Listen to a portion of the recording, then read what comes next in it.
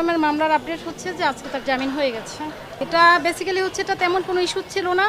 Previously Alam সাহেব জামিনেই ছিলেন, স্থায়ী জামিনে ছিলেন এবং পুলিশ রিপোর্ট আসা পর্যন্ত জামিনটা ছিল।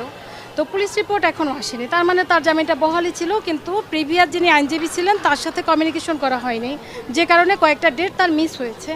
এই কারণে 12 তারিখে মাননীয় আদালত সন্তুষ্ট হয়ে তার জামিনটা বাতিল করে দিয়েছেন। তার বিরুদ্ধে সুনির্দিষ্ট কোনো অভিযোগই নেই, জাস্ট প্রিভিয়াস আইনজীবীর সাথে সে কমিউনিকেশনটা মেনটেন করতে পারেনি, এই জাস্ট।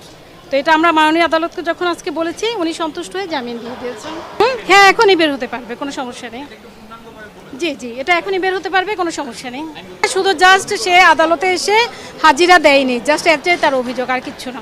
এই মামলাটা ছিল 307 ধারার একটা মামলা, কিন্তু এই মামলাতে মাননীয় আদালত আদেশে লিখেছেন যে কোনো সুনির্দিষ্ট অভিযোগ তার বিরুদ্ধে নেই। জীবন চলার পথে এরকম ভুলভ্রান্তি হতে পারে, যাতে শান্তিপূর্ণভাবে ইন ফিউচারে কোনো ধরনের ভুল না হয়, এ কারণে তার শান্তিপূর্ণ সহাবস্থানের লক্ষ্যে তার জামিনটা মঞ্জুর হয়েছে।